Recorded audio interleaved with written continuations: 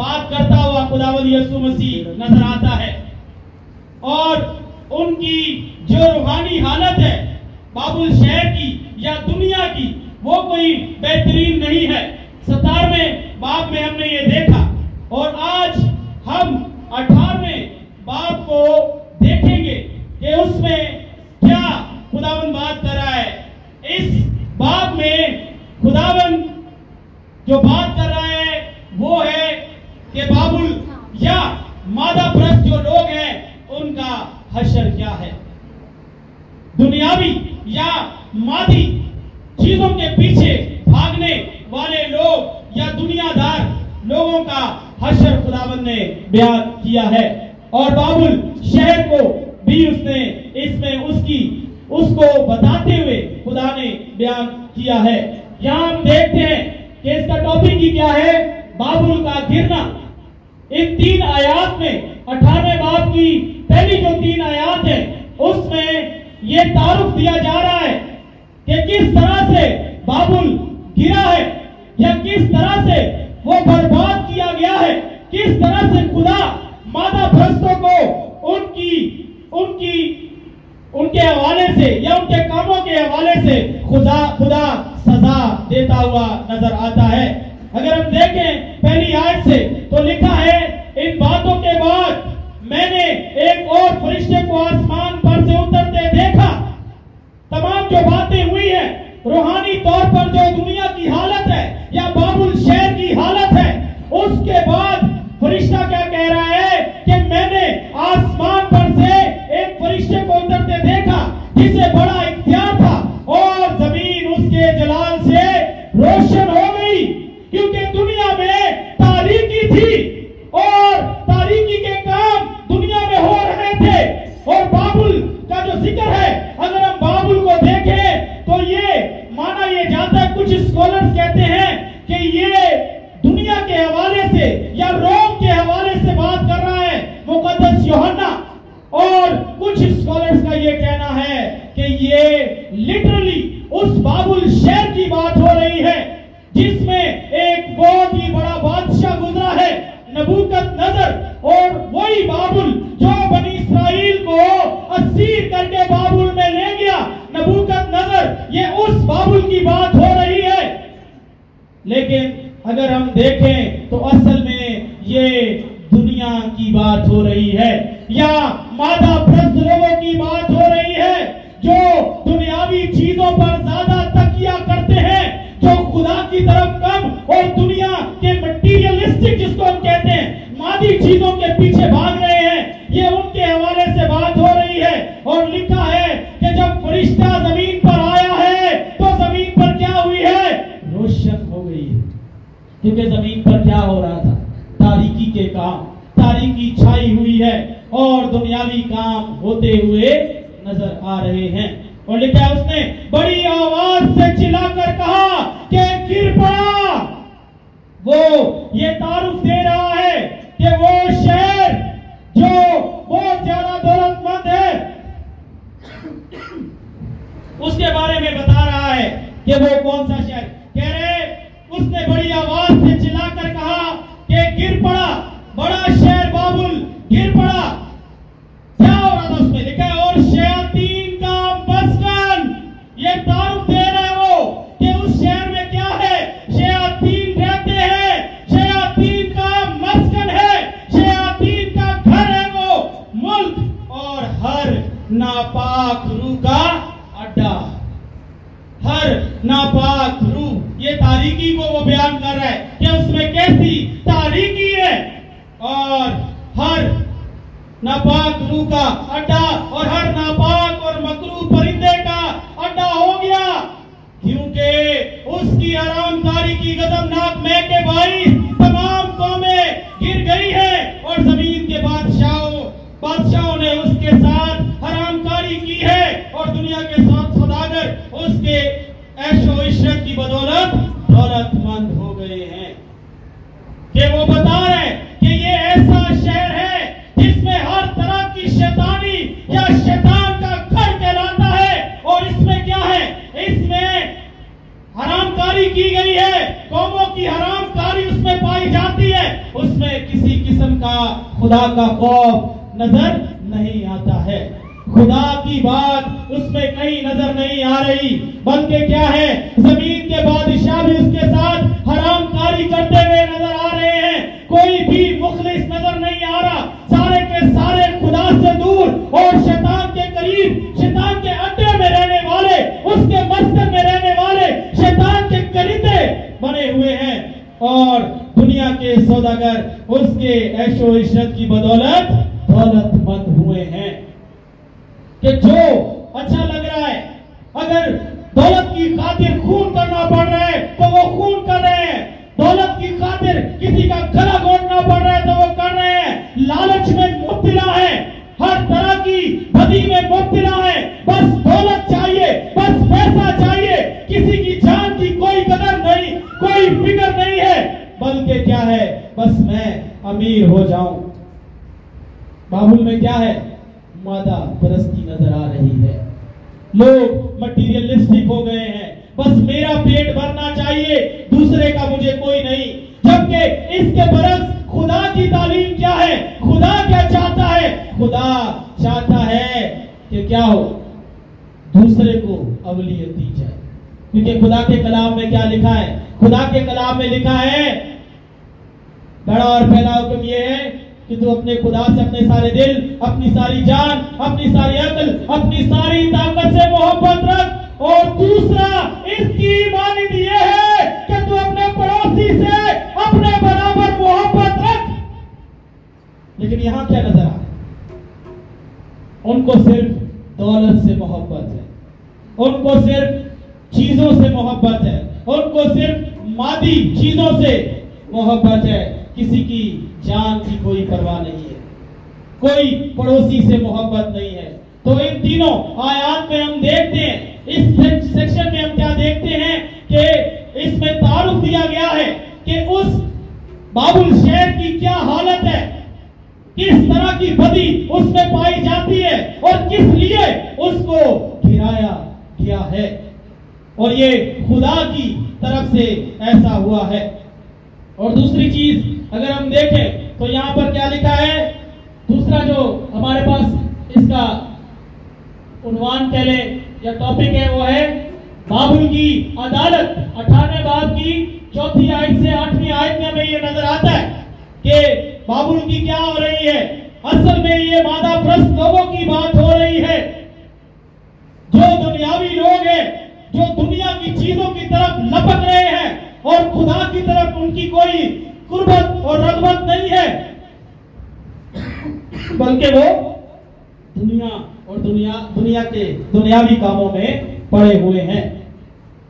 4थी आयत से लिखा, फिर मैंने आसमान में किसी और को ये कहते सुना कि ऐ मेरी उम्मत के लोगों, उनमें से निकलो ताकि तुम उसके गुनाह में शरीक ना हो।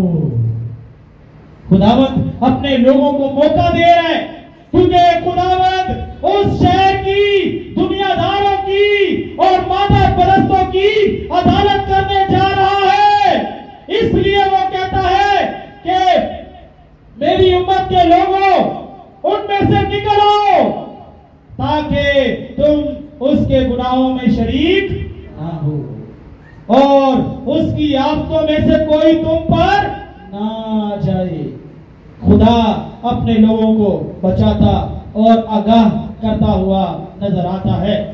5वीं आयत से, क्योंकि उसके गुनाह आसमान तक पहुंच गए हैं।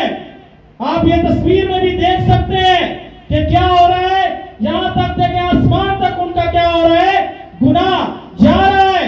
और अगर हम देखें तो उनके गुनाह बढ़ते बढ़ते बढ़ते खुदा के चेहरे तक आ पहुंचे हैं। अब खुदा क्या करे, ना खुदा इस तरफ ना उस तरफ, अब खुदा उनकी बाबुल की अदालत करने को जा रहा है, उनको उनके कामों का सिला देने वाला है, क्योंकि खुदा आदिल और मुनसिफ है। यह उसकी सिफ्त है कि वो इंसाफ करने वाला है। अगर कोई भलाई करेगा तो वो उसे बचाएगा। जिस तरह वो कह रहे कि मेरे लोगों, उनमें से निकल आओ, कहीं ऐसा ना हो कि तुम भी उनके कामों में शरीक हो और उनकी तरह की अगर कोई बुराई करेगा तो उसके लिए क्या होगा, आगे हम देखते हैं। लिखा है और उसकी बदकारियां खुदा को याद आ गई है। खुदा ने बड़ी कोशिश की, यहां पर लग रहा है ऐसा है, इसका मतलब ऐसे लग रहा है क्योंकि लिखा है और उसकी बदकारियां खुदा को याद आ गई है। खुदा की सिफतें वो भूलने वाला नहीं है, बल्कि क्या करता है, इग्नोर कर देता है। लेकिन इतनी बढ़ गई है जब खुदा लिखा है कि याद आ गई है, तब इनको छोड़ना ठीक नहीं। छठी आयत से जैसा उसने किया वैसा ही तुम भी उसके साथ करो।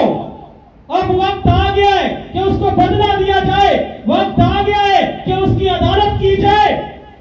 और क्या लिखा है, लिखा है कि जैसा उसने किया वैसा ही तुम भी उसके साथ करो और उसे उसके कामों का दो चंद बदला दो। जिस कदर उसने प्याला भरा तुम उसके लिए दुगना भर दो। जिस तरह उसने अपने पापों का घड़ा भरा है तुम भी उसके लिए वैसा ही इंसाफ का घड़ा भर दो। जिस कदर उसने अपने आप को शानदार बनाया और अय्याशी की थी, उसी कदर उसको अजाब और गम में डालो। जिस तरह उन्होंने लोगों का खून बहा बहा कर लोगों की का हक नाहक करके लोगों के साथ नाहक किया, उसी तरह से खुदा कह रहे कि उसको अजाब में और गम में डालो। क्योंकि वो अपने दिल में कहती है कि मैं मलिका हो बैठी हूं, बेवा नहीं और कभी गम ना देखूंगी। दौलतमंद क्या कहता है, कहता है पैसा दो सब कुछ हो जाए, पैसा हमारे लिए सब कुछ कर सकता है। और उसने भी क्या कहा कि मैं बेवा नहीं हूं, मैं तो मलिका बन बैठी।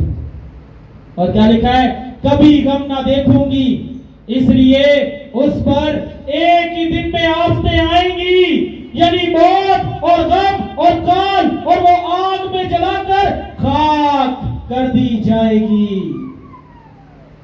वो लोग जो अपने आप को कहते हैं हमारे लिए कुछ भी नहीं और दुनिया में हर तरह का बुरा काम करते हैं, हर तरह से लोगों को सताते हैं, हर तरह की बदी करते हैं और अपने कत्तों को भर रहे हैं, उनके लिए क्या कहता है, कहता है क्या कि मौत और गम और काल और वो आग में जलाकर खाक कर दी जाएगी, क्योंकि उसका इंसाफ करने वाला खुदाए कभी है। उसका इंसाफ करने वाला कोई छोटा नहीं है, उसका इंसाफ करने वाला कोई कमजोर नहीं है, बल्कि उसके बारे में क्या लिखा है, उसकी सिफत है वो इंसाफ करने वाला है। और खुदाए कभी वही है, उसका इंसाफ करने वाला बड़ा है, वो उसकी अदालत करेगा, वो उसकी अदालत कर रहा है। एक स्कॉलर है जिसका नाम ओशू है, स्कॉलर कह ले, फिलोसोफर, इंडियन फिलोसोफर है। वो कहता है मौत की हकीकत को बयान करता है और वो क्या कहता है, हर इंसान इस दुनिया में क्या है, गम और तकलीफ में दौलत जमा करना चाहता है, ज्यादा से ज्यादा बनाना चाहता है। और हर रोज क्या कहता है, कई बार इंसान तंग आकर क्या कहता है कि मुझे मौत क्यों नहीं आ जाती, मैं मर ही जाऊं। लेकिन वो ये स्टोरी सुनाता है, कहता है एक लकड़हारा था और वो लकड़हारा हर रोज जंगल में जाता, अपनी लकड़ियां काटता, अपनी गठरी बांधता और लेकर वो आता था। और हर रोज उसकी यही रूटीन थी और हर रोज ये कहता था मैं तंग आ गया, मुझे मौत आ जाए, मैं तंग आ गया, मुझे मौत आ जाए। मैं दुनियावी चीज की बात कर रहा हूं, क्योंकि वो अपनी गठरी से, अपने बोझ से तंग था। और एक दिन ऐसा हुआ कि उसकी वो जा रहा था थका हारा और जाते जाते चलते चलते बुड़बुड़ा रहा था और बुड़बुड़ाते बुड़बुड़ाते उसकी वो गठरी नीचे गिर गई। वो दुनियावी माल की मैं बात कर रहा हूं, वो दुनियावी माल उसका गिर गया और जब वो गिर गया तो वो तंग आके कहता है, ए खुदा मुझे मौत क्यों नहीं आ जाती, मैं मर जाऊं इससे अच्छा। और मलकुल मौत वहां से किसी की जान लेने के लिए गया, गुजर रहा था और मलकुल मौत उसके पास पहुंचा और उसने उससे कहा कि हाँ लकड़हारे क्या मसला है, तूने याद फरमाया मैं पहुंच गया हूं। और जब वो वहां पर पहुंचा तो क्या हुआ, उसने मलकुल मौत से ये नहीं कहा कि मुझे मौत दे दे, उसने कहा ये गठड़ी उठाकर मेरे लिए मुश्किलें उठाना मेरे कंधे पर दोबारा रख। क्या मौत की तरफ तरजीह दी उसने, दुनियावी माल की तरफ तरजीह। तो हम भी क्या करें, हर बंदा तंग है, तकलीफ में है, लेकिन माल बनाना चाहता है। यहां पर भी हमें यही नजर आ रहा है कि जो मादा परस्त लोग हैं वो भी क्या कर रहे, मौत भूले पर बैठे हैं और दुनिया का फानी माल बनाने में लगे हुए हैं। इसके बाद तीसरी जो हेडिंग है अगर हम उसको देखें तो लिखा है बाबुल के मादा प्रस्तों का नोहा, 18वें बाब की 9वीं आयत से 19वीं आयत तक हमें इसका जिक्र मिलता है। तो जहां पर देखें, यहां पर क्या है, इनका शोर मच रहा है यहां पर, और यहां पर क्या है, ये इनकी देखें मर्चेंडाइज है सारी, इनकी सारी चीजें हैं, मादी चीजें जिनके लिए वो रो रहे हैं और क्या कह रहे हैं, हम देखें जरा। ठीक है 9वीं आयत से, और उसके साथ हरामकारी और अयाशी करने वाले जमीन के बादशाह जब उसके जलने का धुआं देखेंगे तो उसके लिए रोएंगे और छाती पीटेंगे कि अब क्या होगा। ये तो वही शहर है जहां पर हम सौदागरी करते थे, ये शहर तो जल गया है, इसमें तो अब इसकी खाक रह गई है। और आगे वो ये कह रहे हैं, और उसके अजाब के डर से दूर खड़े हुए कहेंगे, ए बड़े शहर, ए बाबुल, ए मजबूत शहर, अफसोस अफसोस, घड़ी ही भर में तुझे सजा मिल गई, खुदा ने उसकी अदालत कर दी। अब वो उस पर क्या कर रहे हैं, अदालत उसकी हो गई है। अब बाबुल के मादा प्रस्त लोग या दुनियावी लोग क्या कर रहे हैं, नोहा कर रहे हैं, मातम कर रहे हैं। असल में अगर हम इसको देखें तो वो उसके ऊपर मातम नहीं कर रहे, वो तो अपनी जानों पर मातम कर रहे हैं। लिखा है, और दुनिया के सौदागर उसके लिए रोएंगे और मातम करेंगे क्योंकि अब कोई उनका माल नहीं खरीदेगा। वो तो इसलिए रो रहे हैं, शहर को नहीं अपनी जरूरत को रो रहे हैं कि अब हमारा माल कौन खरीदेगा। इस शहर में लोग हमारा माल खरीदते थे, ये शहर तो क्या हो गया है, इसकी अदालत हो गई है, तबाह बर्बाद हो गया है। और लिखा है, अब वो माल भी बता रहे हैं, और वो माल ये है, सोना चांदी जौहर मोती और मोहीन कतानी और अर्गवानी और रेशमी और किरमजी कपड़े और हर तरह की खुशबूदार लकड़ियां और हाथी दांत की तरह तरह की चीजें और निहायत बेशकीमत लकड़ी और पीतल और लोहे और संगमरमर की तरह तरह की चीजें और दालचीनी और मिसाले और ऊद और इत्र और लुबान और मैं और तेल और मैदा और गेहूं और मवेशी और भेड़ें और घोड़े और गाड़ियां और गुलाम और आदमियों की जानें। हर चीज तो इसमें आ गई है। और ये सारी चीजें क्या हैं, मादी चीजें हैं, दुनियावी चीजें हैं, शोशा की चीजें हैं, जिस्म की जरूरत है ये। और ये मादी लोग हैं, दुनियावी लोग हैं जो इस पर नोहा कर रहे हैं। और लिखा है, अब तेरे दिल पसंद मेवे तेरे पास से दूर हो गए और सब लजीज और तोहफे चीजें तुझसे जाती रही, अब वो हरगिज हाथ ना आएंगी। वो अपनी दुनियावी ख्वाहिशों के लिए मातम कर रहे हैं, रो रहे हैं, पीट रहे हैं, छाती पीट रहे हैं। और इन चीजों के सौदागर जो उसके सबब से मालदार बन गए थे, उसके अजाब के खौफ से दूर खड़े हुए रोएंगे और गम करेंगे और कहेंगे अफसोस अफसोस, वो बड़ा शहर जो मोइन कतानी और अरगवानी और तिरमिजी कपड़े पहने हुए और सोने और जवाहर और मोतियों से आरास्ता था। क्या कोई शहर ये चीजें पहनता है? ये तो इंसान पहनते ना। वो इंसानों की बात कर रहा है कि जो मादी लोग हैं, घड़ी ही भर में उसकी इतनी बड़ी दौलत बर्बाद हो गई। दुनिया उस दौलत को जमा कर रही है जो बर्बाद होने वाली। और लिखा और सब नाखुदा और जहाज के सब मुसाफिर और मला जितने भी पानी में काम करते हैं। तिजारत कहां हो रही है? पोर्ट पर, कासिम पोर्ट पर, कराची पोर्ट पर सारा सामान कहां उतरता है? कंटेनर्स कहां उतरते हैं? यहां पर भी यही है। और जितने समुद्र का काम करते हैं, जब उसके जलने का धुआं देखेंगे तो दूर खड़े हुए चिल्लाएंगे और कहेंगे कौन सा शहर इस बड़े शहर की मानिंद है? बाबुल की मानिंद कोई शहर नहीं।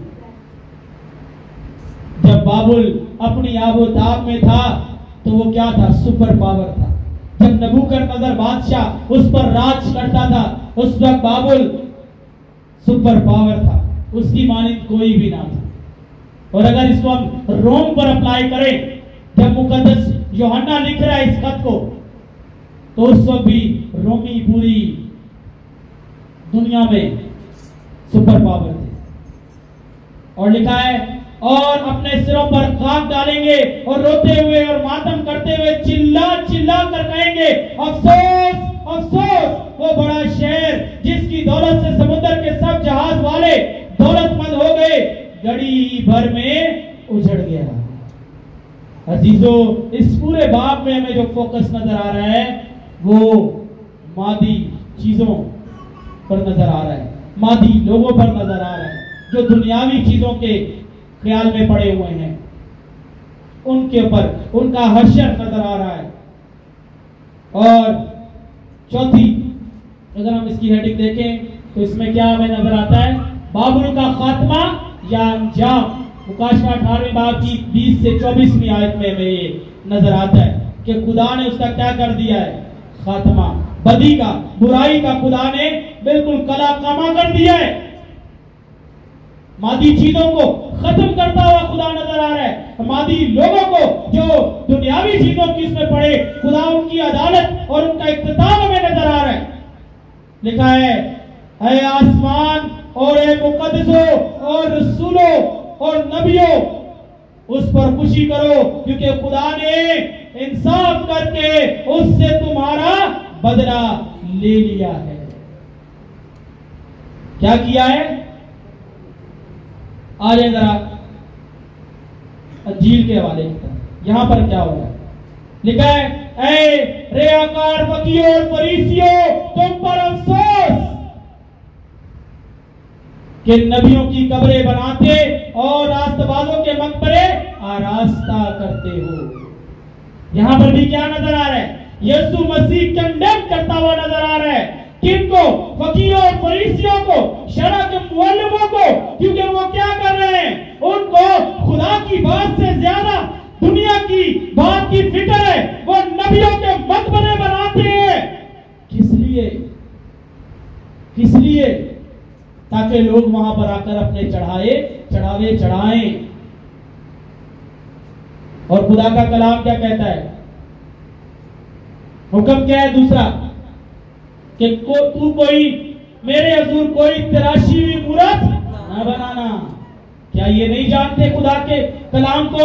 ये तो फकीह और फरीसी है, शरअ के मुअल्लिम है, लेकिन वो मादी चीजों में पड़े हुए हैं। खुदा की बात की कोई तरजीह नहीं है उनके लिए। वो सिर्फ दुनियावी चीजों के पीछे भाग रहे हैं। जब लोग आएंगे, चढ़ावे चढ़ाएंगे, तो वो क्या हो जाएंगे? दौलतमंद हो जाएंगे, मादी चीजें। और लिखा है, और कहते हो कि अगर हम अपने बाप दादा के जमाने में होते तो नबियों के खून में उनके शरीक ना होते। ये वही लोग हैं। वहां पर वो क्या कह रहा है? उसने कहा कि खुदा ने तुम्हारे खून का बदला क्या किया है? ले लिया है। और इन्होंने क्या किया है? इन्होंने भी नबियों का, इनके बाप दादाओं ने खून बहाया है। और लिखा है, इस तरह तुम अपनी निस्बत गवाही देते हो कि तुम नबियों के कातिलों के फर्जंद हो। और लिखा है, गर्ज अपने बाप दादा का पैमाना भर दो। सांपो, सांप क्या है? होशियार है, चालाक है। वो क्या है? होशियार है। तो खुदा उनको, उनकी कसरत को सांप से तशबीह दे रहा है। और लिखा है, अफई के बच्चों, यानी सांपों के सांप और सांपों के बच्चों, तुम जहन्नुम की सजा से क्यों कर बचोगे? जिस तरह से खुदावंद बाबुल को सजा दे रहा है, मादा परस्तों को सजा दे रहा है, यीशु क्या कह रहा है? तुम जहन्नुम की सजा से क्यों कर बचोगे? इसलिए देखो, मैं नबियों और दानाओं और फकीरों को तुम्हारे पास भेजता हूं। उनमें से तुम बाज को कत्ल और मसलूब करोगे और बाज को अपने इबादत खानों में कोड़े मरवाओगे और शहर बशहर सताते फिरोगे। खुदावंद बता रहा है कि ये मादी लोग हैं और मादी काम करें, दुनियावी काम करें। और लिखा है, ताकि सब रास्तबाजों का खून जो जमीन पर बहाया गया तुम पर आए। तो अजीजों, अगर आज रास्तबाजों को कत्ल किया जा रहा है तो इसके पीछे भी क्या है? खुदा उनकी अदालत करेगा। खुदा उनके पापों का घड़ा क्या हो रहा है? खुदा के सामने भर रहा है। और फिर खुदा मिसाल भी देता हुआ नजर आ रहा है।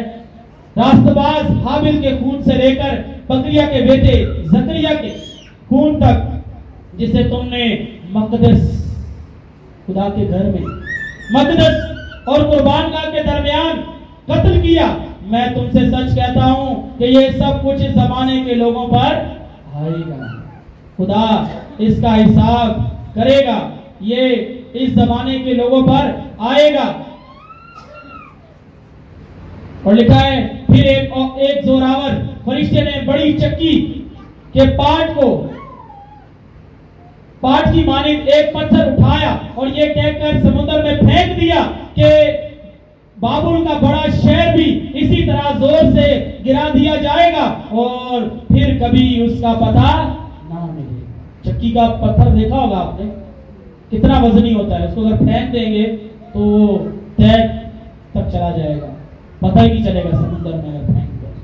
तो खुदावंदी के कह रहे हैं उसका पता नहीं चलेगा। और बरबत नवाजों और मुस्तरबों और बांसुरी बजाने वालों और नरसिंगा फूंकने वालों की आवाज फिर कभी तुझ में सुनाई न देगी और किसी पेशा का कारीगर तुझ में फिर कभी पाया ना जाएगा और चक्की की आवाज तुझ में फिर कभी न सुनाई देगी और चिराग की रोशनी तुझ में फिर कभी न चमकेगी और तुझ में दूल्हे और दुल्हन की आवाज फिर कभी न सुनाई देगी, क्योंकि तेरे सौदागर जमीन के अमीर थे और तेरी जादूगरी से सब कौमें गुमराह हो गई और नबियों और मुकद्दसों और जमीन के और सब मकतूलों का खून उसमें पाया गया।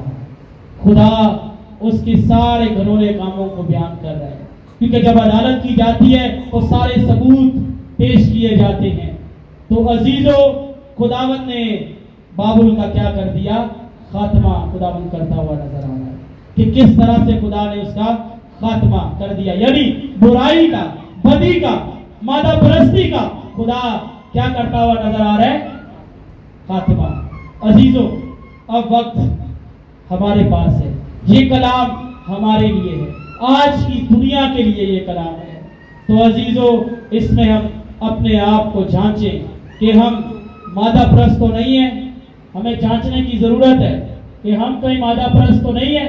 हम क्या कर रहे हैं? क्या हम खुदा के साथ जिंदगी गुजार रहे हैं, सिर्फ अपनी जरूरत के मुताबिक खुदा से मांग रहे हैं, या अच्छा बुरा सब कुछ करके हम खुदावंद की हजूर से दूर हो रहे हैं। कहीं हम मादा प्रस्ती में तो नहीं पड़ गए, दुनियावी चीजों में तो नहीं पड़ गए, खुदा को छोड़कर दुनिया में तो नहीं हो गए कि हम कहें कि बस मुझे चाहिए, दूसरे से मुझे कोई सरोकार नहीं, अच्छी अच्छी चीजें सब मेरे पास होनी चाहिए। लेकिन इसके साथ साथ हमें यह भी सोचना है कि क्या जैसा हाल बाबुल का हुआ है मेरा भी तो ऐसा नहीं होगा।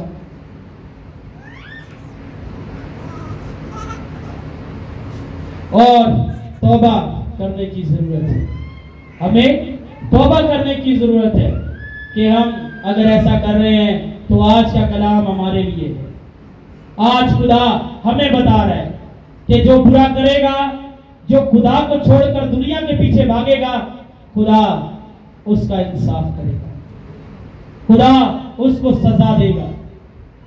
अगर ऐसा है तो आज वक्त है कि हम तौबा करें, कहीं हम भी मिटाए ना जाए, कहीं हम पर भी लानत ना हो, कहीं हमें भी खुदा के घर से दूर ना कर दिया जाए, खुदा की हजूरी से हम दूर ना हो जाए।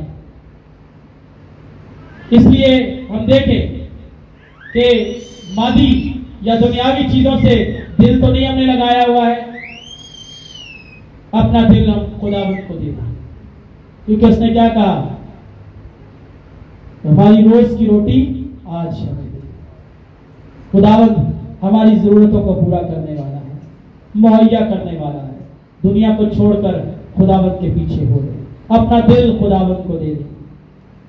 और आखिर में देखा, आखिरी अदालत को याद रखने की जरूरत है कि खुदा की बादशाही के वारिस होंगे अगर हम अपना दिल खुदावंद को दे देंगे, अगर हम पाक होंगे, हमारी सोचें हमारे ख्याल पाक होंगे, हम दुनिया से दिल नहीं लगाएंगे, दुनियावी चीजों को छोड़कर खुदावंद की तरफ बोलेंगे, तो खुदावंद हमें बादशाही में दाखिल करेगा। खुदावंद हमें बादशाही में कायम करने की कुदरत रखता है। खुदावंद मुझे और आप सबको इस मुकद्दस पाक कलाम पर अमल पैरा होने की तौफीक बख्शे। आमीन। जमात खड़ी हो जाए।